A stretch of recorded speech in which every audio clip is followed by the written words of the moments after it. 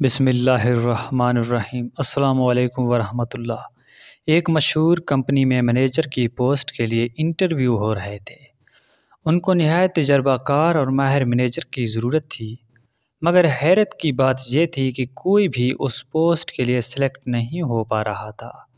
اعلیٰ تعلیم یافتہ لوگ آفس کے باہر قطار بنائے کھڑے تھے، مگر واپسی پر مایوس ہو کر گھر لوٹ رہے تھے۔ ریجیکٹ ہونے کی ایک اور وجہ یہ بھی تھی کہ انٹرویو لینے والے پینل میں کمپنی کا مالک بھی بیٹھا تھا، جو امیدوار سے ایک ایسا سوال پوچھ رہا تھا جس کا جواب اسے مکمل طور پر مطمئن نہیں کر رہا تھا۔ ناکام ہونے والے امیدوار اسے دل ہی دل میں گالیاں دے کر روانہ ہو رہے تھے۔ کمپنی کے مالک کا سوال یہ تھا کہ ایک اچھے منیجر کی خوبی کیا ہوتی ہے۔ کوئی جواب میں کہتا کہ اچھے منیجر کو وقت کا پابند ہونا چاہیے، تو کوئی کہتا کہ منیجر کو پروفیشنل ہونا چاہیے، کوئی کہتا کہ منیجر کو کمپنی کا وفادار ہونا چاہیے، تو کوئی کہتا کہ منیجر کا ایماندار ہونا ضروری ہے۔ مگر ان تمام جوابات پر پینل خاموش ہو جاتا اور یہی کہتا کہ آپ جا سکتی ہیں۔ آپ سے مل کر بہت خوشی ہوئی۔ صبح 9 بجے سے انٹرویو جاری تھا اور تقریباً 4 بجے ایک امیدوار آفس میں داخل ہوا۔ باقی سب امیدوار اسے دیکھ کر مسکرانے لگے، کیونکہ اس نے سر پر پگڑی پہن رکھی تھی۔ جب وہ کمرے میں داخل ہوا تو پینل نے اس کو حقارت کی نظر سے دیکھا کہ یہ یہاں کیا لینے آیا ہے۔ پینل کے باقی ممبران نے ان سے سوال پوچھے۔ اس نے تسلی بخش جواب دیا اور آخر میں کمپنی کے مالک نے پوچھا کہ ایک اچھے منیجر کی خوبی کیا ہوتی ہے۔ میں نے جواب دیا کہ سر، ایک اچھا منیجر کمپنی کو اس کے مالک سے بھی زیادہ جانتا ہے، کیونکہ مالک تو برائے نام ہی ہوتا ہے۔ اس کا یہ جواب سن کر کمپنی کا مالک غصے میں آ گیا۔ اس نے امیدوار کو شٹ اپ اور مائنڈ یور لینگویج جیسے الفاظ سے نوازا۔ مالک مالک ہی ہوتا ہے اور تم کہہ رہے ہو کہ منیجر کمپنی کو مالک سے زیادہ جانتا ہے۔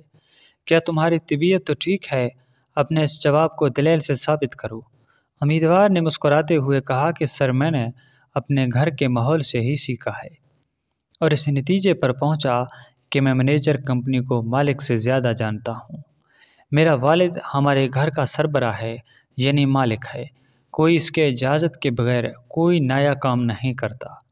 پورے گھر کی کفالت کی ذمہ داری میرے باپ پر ہی تھی، مگر گھر کو چلانا کس منیجر کی ذمہ داری تھی کہ اس کے کپڑے کہاں ٹانگے ہیں، کس کے جوتے کہاں پڑے ہیں، کس کی کتابیں کہاں دھری ہیں، کس بچے کے کھلونے کہاں پڑے ہیں۔ کپڑے اگر گندے ہو چکے ہیں تو کون دھوئے گا اور پھر استری کون کرے گا؟ گھر بھر کی صفائی کون کرے گا؟